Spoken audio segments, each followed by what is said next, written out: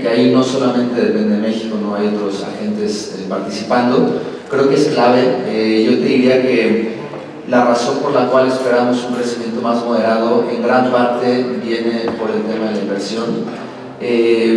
Si descomponemos las categorías del crecimiento, yo te diría que el consumo privado, que puede crecer menos, tiene un piso relativamente sólido, ¿no? Como comentaba María al principio, seguimos viendo flujos de remesas por 60.000 millones de dólares, seguimos viendo un mercado laboral sumamente apretado, ¿no? Se da a conocer el dato del día de hoy, con una tasa de desempleo del 2.4%, salarios nominales creciendo al 10%, inflación en 3.69%.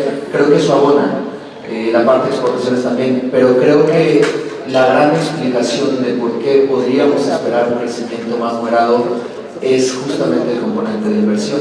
Si descompusiéramos la parte de inversión extranjera directa, creo que es muy interesante ver cómo la categoría de reinversión de utilidades de empresas que operan en México actualmente prácticamente representa el 95% del total.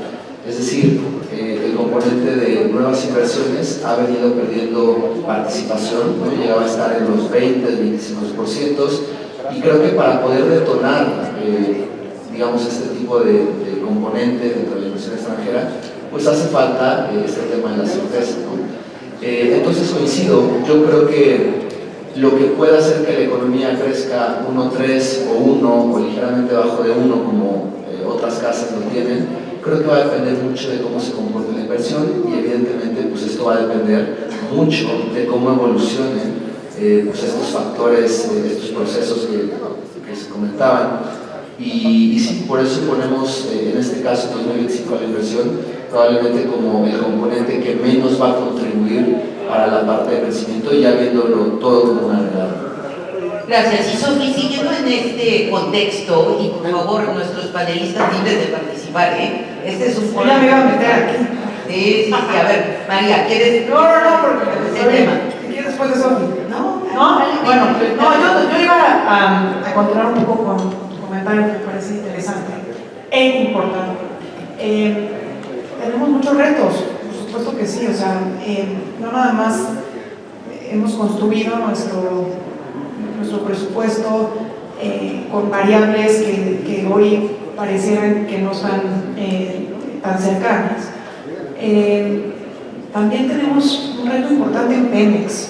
Tenemos una compañía con pasivos de corto plazo de 25.000 millones de dólares, con temas de proveedores muy fuertes, que obviamente pues requieren la atención.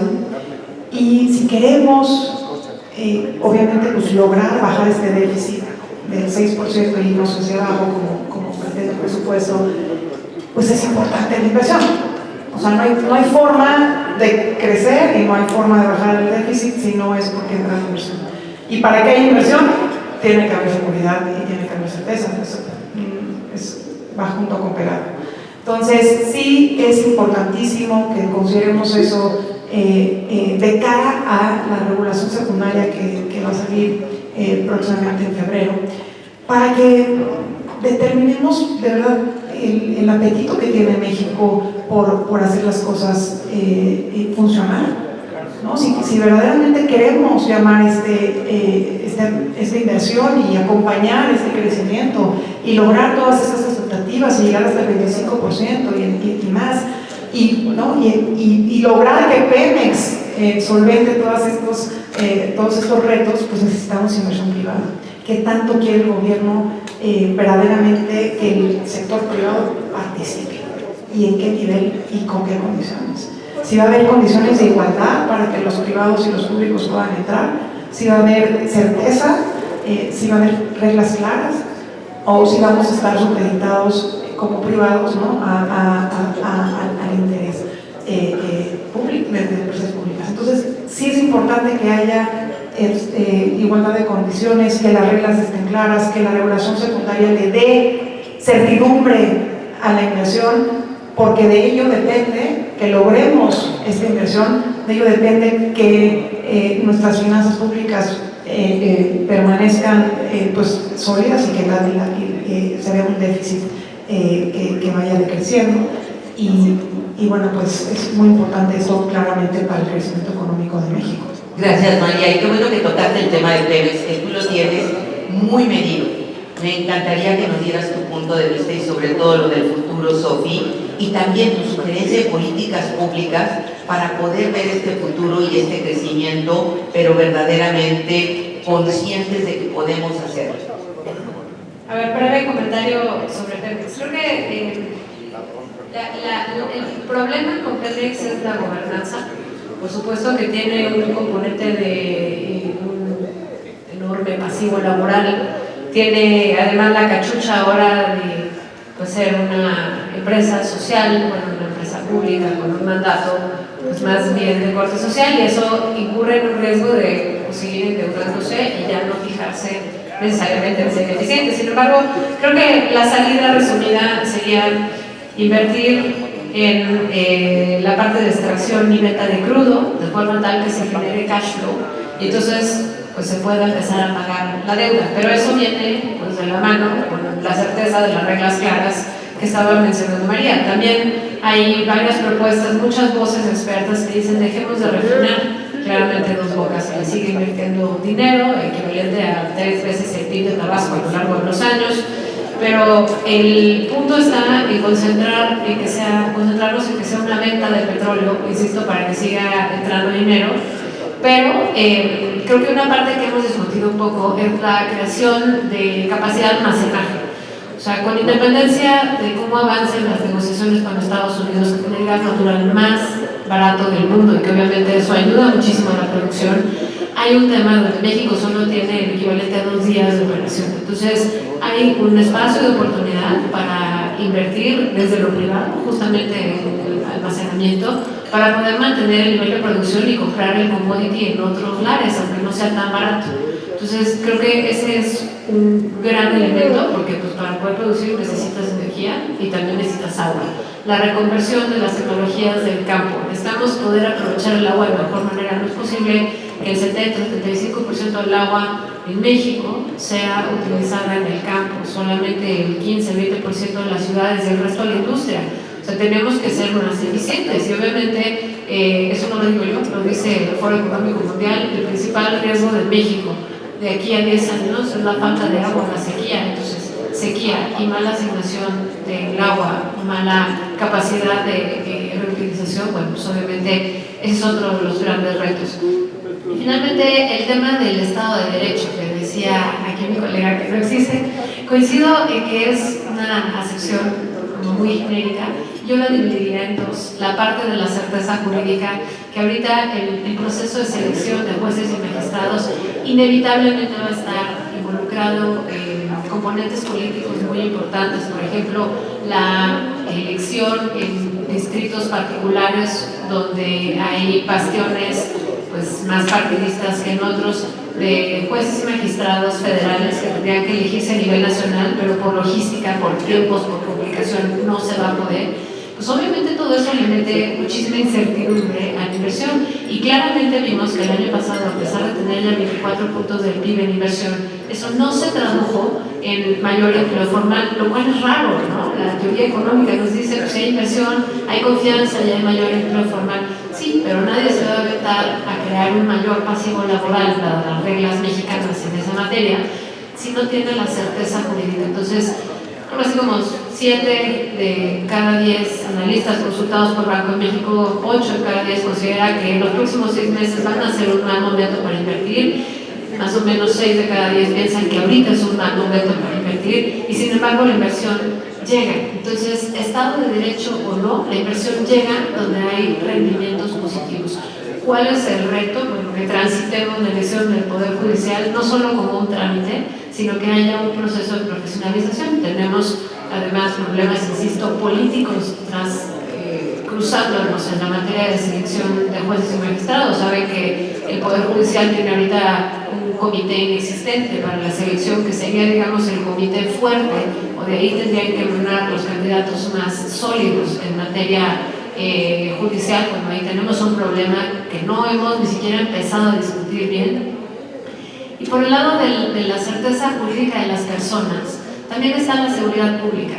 Como bien mencionaba Manuel, tenemos menos homicidios promedio diarios que al cierre del sexenio pasado, un 20% menos, pero no hay nada que celebrar con ese 20% menos, y siguen siendo 60, 65 homicidios diarios, si seguimos además teniendo una incapacidad de tener más fiscales. Decía una nota periodística que Omar García Harfuch esperaba que hubiera 800 fiscales federales para procesar la cantidad de detenidos que se están generando, cuando tendríamos que tener 10,000 fiscales.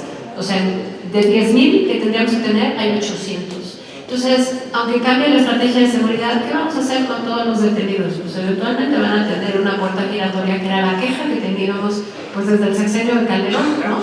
La famosísima puerta giratoria. Entonces, son retos domésticos muy importantes que tenemos que resolver. Celebramos que haya mayor inteligencia, celebramos que haya un cambio en la estrategia de seguridad, pero eso también va aparejado con un costo en la vida económica de las personas. Y es que las personas, en cuanto empieza a haber mayores operativos, mayores detenciones, empieza también a haber mayor vulnerabilidad, porque empieza a haber tiroteos, porque empieza a haber pues, mayor violencia en las células criminales, y eso impacta en la vida, en la calidad de vida de las personas. Y ya lo vemos con los últimos datos de percepción de inseguridad. La agencia de hace unos días nos decía pues, que hubo un brinco, un incremento en la percepción de inseguridad para hombres y mujeres, más para mujeres, como es costumbre, pero eso obviamente impacta en la decisión de poner un negocio, la decisión de tomar un empleo, la decisión de acabar la secundaria en el turno vespertino. Entonces, yo pondría también énfasis en que cualquier tipo de cambio de estrategia, todo siempre tiene un costo de oportunidad, y ese costo de oportunidad en este momento puede ser el fiel de la balanza entre que el 24% del PIB sea inversión y se traduzca en mayor calidad de vida, o sea solamente inversión que está tomando el costo de operar en México sin certeza jurídica y sin capacidad de garantizar la seguridad de los empleados. Muchísimas gracias, Sofía, muy claro, y muchísimas gracias por el comentario. Manuel, me encantaría que nos comentaras cuáles, desde tu punto de vista, podrían ser las políticas financieras para fomentar un entorno más dinámico y atractivo en los negocios en México.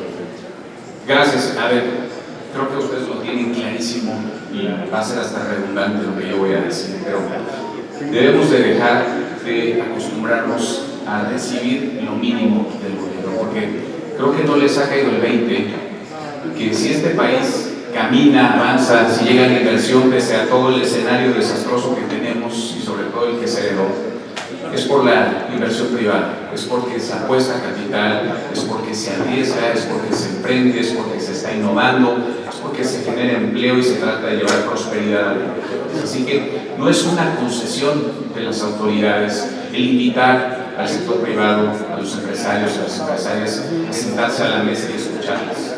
Es lo mínimo indispensable para que este país siga caminando, para que este país siga funcionando. ¿Qué se necesitan?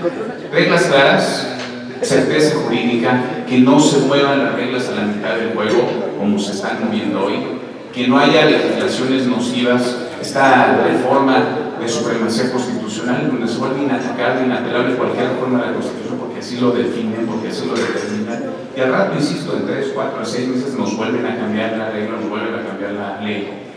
No genera ningún tipo de confianza en ese tema. Menos trámites, se necesitan menos trámites. ¿Cuánto tiempo les lleva abrir un negocio? ¿Cuánto tiempo les lleva poner a operar un negocio? ¿Y cuánto dinero se gasta? Y además, ¿cuánto se invierte en seguridad? Porque el gobierno, esa es su principal tarea y diría la única: garantizar la seguridad de sus ciudadanos, y no la están cumpliendo. Ese es un doble impuesto. Y además están las extorsiones, porque a todos, grandes, medianos, chicos, les cobran derecho de piso, les cobran extorsión, la ausencia de ley, la ausencia de autoridad. Y a veces es por omisión, sino es que complicidad de las propias autoridades de los propios gobiernos. Y yo iría todavía más allá, pero no se van a atrever, menos en este gobierno que está endeudadísimo y quedó cercano además por las decisiones, las obras faraónicas inconclusas, en fin, la deuda que está por las nubes. Bajar impuestos. Se necesita, si realmente quieren apostar a que los empresarios generen riqueza, empleo y prosperidad, se necesita bajar impuestos, dar incentivos para que puedan apostar su capital y no se les vaya un dineral en pagarle al gobierno, mantenerlo, y que el gobierno a su vez lo reparta como si fuera suyo, manos llenas, y después pagar un doble impuesto o triple o cuádruple a los criminales, a los delincuentes que a sus anchas operan sin ningún tipo de control.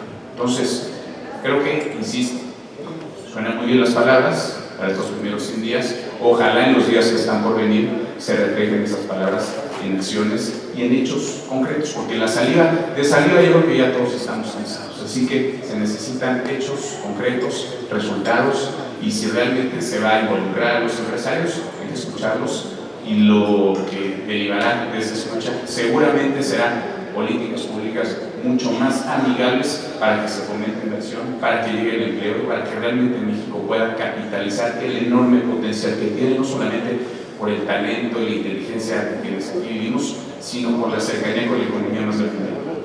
Muchísimas gracias, Manuel, por este comentario.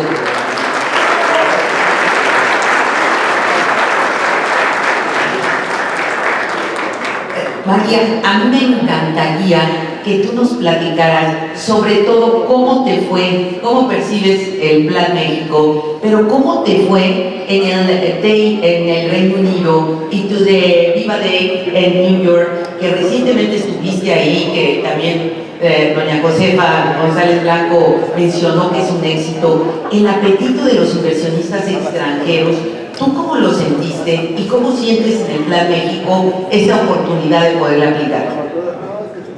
Muchas gracias, Pati. A ver, yo sí creo que los inversionistas ahorita están un poco en el wait and see. O sea, hay muchas cosas que tienen que darse para que muchos de ellos continúen sus planes de inversión. Pero lo que sí tengo que decir es que en definitiva ven a México con mucho interés. Y sobre todo la visión que ellos tienen es de largo plazo. Y ven en México un espacio muy interesante para hacer inversiones de largo plazo. Los gobiernos pues normalmente toman decisiones tal vez más a corto plazo, y lo que ven en el Plan México pues sí es algo que integra una visión de más de un sexenio. Entonces, sí les interesa lo que está sucediendo, les gusta que tenga esta característica o esta ideología de sustentabilidad, de apoyo al medio ambiente, de irnos convirtiendo hacia una energía más sustentable. Todas estas cosas que están propuestas en el Plan México son interesantes para los inversionistas. De nuevo, ellos sí ven esto como a más largo plazo, pero para ellos es importantísimo, lo comenté, la certeza jurídica. Entonces, hasta que no vean bien cómo va a quedar, pues normalmente eso es lo que los mantiene un poco a la expectativa.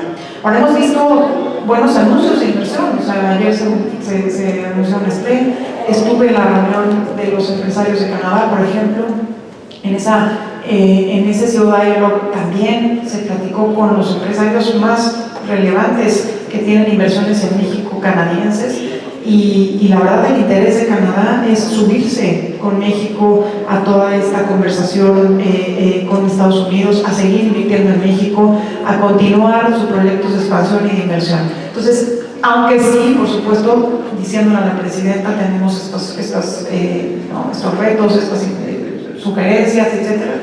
Yo sí les diría que los inversionistas ven a México con interés, ven a México con oportunidad, ven a México integrado regionalmente, muy sólido en ese sentido. Somos regionalmente pues una potencia que considera el 29% de lo que se produce globalmente, ¿no? Entonces creo que sí estamos bien posicionados a los ojos de los inversionistas, aunque definitivamente el tema de certeza jurídica para ellos sí es relevante, ¿no? Muchísimas gracias. José Carlos, un tema importante que realmente tenemos es mucho el refugio en metales. Mucha gente está cambiando pesos a dólares. El refugio en oro y plata, los precios verdaderamente importantes. Hay muchas gente relacionadas con toda esta parte de la minería y temas. ¿Cuál es tu perspectiva en este aspecto? Y el reto en ESG, sobre todo Environmental, Social and Governance, que para nosotros es un reto en México poder cumplir con el apetito de los inversionistas extranjeros. Sí, claro. Digo, la coyuntura en estos temas que comentas es compleja, ¿no? Sobre todo por cómo se empiezan a construir los portafolios de inversión de cara a este año, donde seguimos teniendo pues tasas de interés significativamente altas en Estados Unidos, ¿no? Porque el mercado estaba esperando que la Fed pudiera recortar de manera importante este año y prácticamente el mercado descuenta una, quizás dos recortes, y esto pues evidentemente hace que se recanalicen, digamos, parte de las inversiones. Entonces creo que depende mucho de la estrategia de inversión. El tema del oro que ha venido subiendo también ante la incertidumbre que hay a nivel global, ante la incertidumbre de cómo se va a dar todo este tema de las tarifas, no solamente de la región, sino también de la política de tarifas que pudiera haber con otras regiones. Entonces yo creo que lo que estamos viendo actualmente pues es mayor apetito, digamos, por activos más seguros, que sean un refugio, hasta que haya un cambio de humor a nivel global y donde haya señales más claras de hacia dónde nos podríamos ir moviendo. Y el tema de ESG, concluimos rápidamente, pues yo creo que es uno de los pilares de las oportunidades que puede haber. Creo que en México, digamos, hace falta movernos todavía mucho más en esta dirección, tanto en la parte ambiental como en la parte de gobernanza y la parte social. Pues creo que son temas donde vamos rezagados con respecto a algunas métricas a nivel global, entonces creo que deberíamos de ver mucho más activismo en ese sentido, ¿no? Muchísimas gracias. Y Sofía, a mí me gustaría que nos dieras este comentario final para cerrar este panel tan maravilloso. Todos los comentarios súper bien recibidos y más por nuestra audiencia, pero me gustaría tú de tu inspiración que nos digas ahorita, oye, ¿cuál sería una recomendación que yo tendría y qué veo hacia el futuro? Una recomendación contraria a lo que mi colega Manuel dice es: no podemos bajar impuestos. Entiendo la dificultad que implica que Estados Unidos disminuya las tasas, pero México tiene 17 puntos del PIB en impuesto, en ingresos tributarios. No podemos estar en un momento donde queremos más seguridad pública y dedicarle el medio punto del PIB, consolidación fiscal para que no nos disminuyan el grado de inversión y disminuir impuestos. No podemos pagar menos impuestos, sino necesitamos hacer una mejor fiscalización de quienes ya están, y sobre todo necesitamos ampliar la base. Ampliar la base va de la mano con el empleo formal, y yo sé que suena como maquinita que se repite, pero sin empleo formal no hay prosperidad. Y por supuesto no va a haber incentivos a que la mano de obra se capacite en las industrias, donde esperamos que haya esta inversión y por lo tanto haya este crecimiento de integración vertical de las cadenas de suministro. El comercio no se va a acabar con o sin aranceles. El comercio no va a dejar de ser un potente motor de la economía mexicana. Yo más bien los invitaría a sí apostarle a la demanda de digitalización de los trámites en México para hacer los negocios más fáciles, simplificación administrativa sin duda, mejor fiscalización, que además por cada peso que le invierte el SAT a la fiscalización, a los recordatorios de oye Sofía, te falta pagar 2,000 pesos de la declaración de 3 años, el SAT recibe 130 pesos por cada peso que le dedica a esa fiscalización. Entonces, apostemos a mejor, a ser competitivos desde otro ángulo. Justamente Estados Unidos, y ustedes mejor que nadie lo saben, no puede quedarse sin la proveeduría externa y tiene que decidir si el déficit lo quiere con México o con Asia. Entonces, más vale que la decisión acabe siendo a partir de las negociaciones, superando las diferencias, que sea con México, para que esa proveeduría siga alimentando los empleos de calidad, siga demandando mayores ingenierías, mayores operadores de maquinaria, mayores habilidades que tienen que ver con la economía digital, y entonces sí podamos tener una mayor base tributaria y en unos años podamos hablar y discutir si se modifican las tasas de tributación o no. Ahorita necesitamos apostarle a la digitalización, a la fiscalización, no a cobrar más impuestos, a revisar en qué estamos gastando, pero para que se hagan una idea, hay más de 3 puntos del PIB, 3.8 puntos del PIB en el servicio de la deuda y solamente medio punto del PIB en todo el PEF al tema de seguridad pública. Entonces, hay que decidir, ¿no? Queremos más seguridad pública, pero no queremos pagar más impuestos. Hay 3.4 puntos del PIB en educación, 2.5 en salud, cuando tendrían que ser en ambos casos 6%. Queremos una población educada, pues hay que invertir en la educación pública. Nada más, para que seamos consistentes en dónde ponemos la cartera y dónde ponemos las prioridades. Esa sería mi recomendación como reflexión final. Muchísimas gracias. Yo les daría, por Déjame favor, nada más, déjame contestarle a Sofía.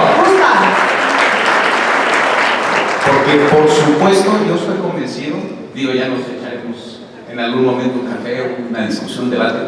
Por supuesto yo estoy convencido de que no solamente se puede bajar impuestos, y yo estoy convencido que no es un asunto del volumen, del número de impuestos que pagamos. Pagamos muchísimo dinero. ¿Cuántos impuestos pagan ustedes en sus empresas? ¿Cuántos impuestos pagan ustedes? ¿Y qué les dan a cambio por sus impuestos? ¿Les dan seguridad? ¿Les dan certeza jurídica? ¿Les dan servicios de salud óptimos? ¿Van a ustedes a los servicios de salud públicos? ¿Hay educación de calidad para los hijos? ¿Es un asunto de dinero? ¿Es un asunto de impuestos? ¿De cobrarlos bien? ¿O es un asunto de que ese dinero no está yendo a donde debe ir? Y perdón, pero el responsable de dejar a Pemex quebrado esté en sus manos el Infonavit, para mí no es una buena señal. Y a mí no me incentiva a pagar impuestos tener un boquete económico ahí que se está tratando de cubrir, de tapar, y luego abrir otro. Yo sí estoy convencido de que son muy altos, son muy elevados los impuestos para lo que se pague más. Si se redujeran para lo que nos dan, siguen siendo muy altos. Creo que se pueden y se deben pagar mucho menos impuestos. Claro, la cobija ahora se está jalando desde donde se puede y cómo se puede para cubrir lo que se dejó como herencia, porque no hay dinero en el cajón, porque se gastaron todo, casi todo, porque están en curso además obras inconclusas, con sobrecosto, con sobreprecio, a destiempo. Entonces yo insistiría, hay que ser mucho más demandantes, no conceder todo lo que nos den. Es decir, no es buena onda que inviten a los empresarios a sentarse a platicar y que les ofrezcan medianamente condiciones, no. Los empresarios, el sector privado, la iniciativa privada son quienes manejan el motor de esta economía, y ellos como motor de la economía merecen mejores condiciones para seguir generando riqueza, prosperidad. Es su capital, es el capital que están invirtiendo, y ese capital creo que lo mínimo que merece es certeza jurídica, no más, pero tampoco menos. Muchísimas gracias por el comentario. María, ¿tú querías hacer comentario? Estamos un poco de tiempo, sí. Lo más importante definitivamente es cuidar al empresario, porque en la empresa está la riqueza, y la riqueza pues permea en bienestar social para el país. De cara a lo que viene con Estados Unidos, creo que me parece muy importante el poder continuar con esta narrativa que decía Sofía, me parece muy relevante, ¿no? O sea, Estados Unidos tiene que escoger déficit con México o con el resto del mundo. Déficit con México significa superávit en el mundo. Entonces hay que seguir buscando y platicando con el Congreso, que nuestras empresas en Estados Unidos, de aquí de American Society, nos apoyen también con esta narrativa en Estados Unidos. Muy importante hacer colaboración. Los empresarios nos tenemos que cerrar las filas porque vienen buenas oportunidades, vienen momentos muy delicados, y es importante que todos estemos alineados y con una visión de país. Muchísimas gracias, María. Gracias de veras a estos valiosos panelistas, y cuenta con exactamente con la comunicación. Estuvimos en Washington, estuvo tu servidora con Christopher Landau, con el gobernador Abbott, adicionalmente ya platicando temas de trabajo, nuestra querida embajada que está aquí también con nosotros, y seguiremos con esta comunicación. Agradecidos de todos estos comentarios, muchísimas gracias, y un fuerte aplauso para este grandioso panel. Muchísimas gracias. Tenemos un reconocimiento, Larry, por favor, si nos acompaña. ¿Yo? Por favor. Sofía, por favor. María. Manuel, por favor. Manuel. Quítame ese un don que llegó. Le tapas tú. Sí.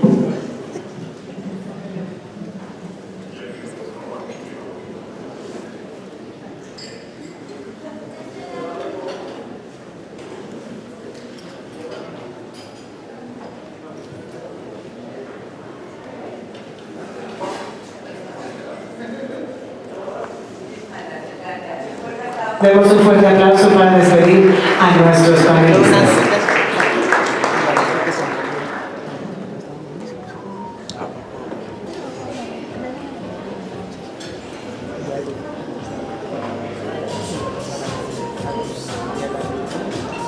Con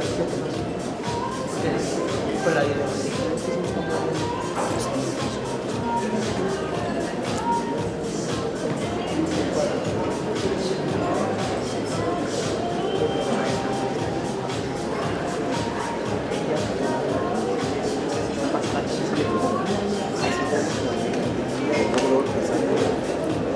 Cuando estaba en un poquito más.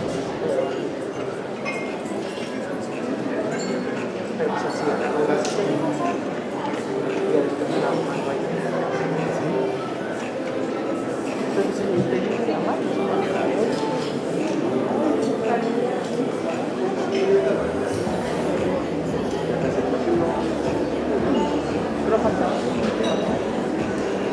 ¿nublado o así?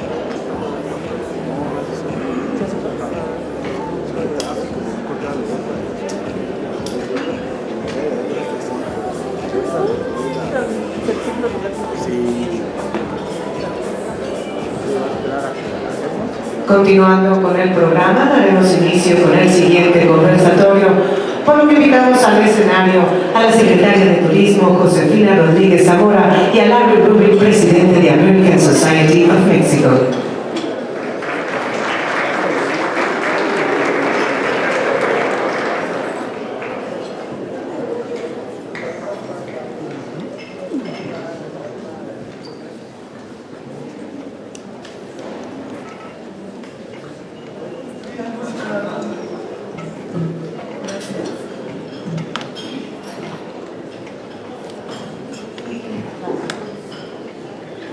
Pues muy buenas tardes a todos. Primero me presento, mi nombre es Josefina Rodríguez Zamora, soy secretaria de Turismo Federal y quiero agradecer primero a Larry, a Delia González, a Patti, que son culpables que hoy me puedan escuchar, y sobre todo decir que es un honor estar aquí.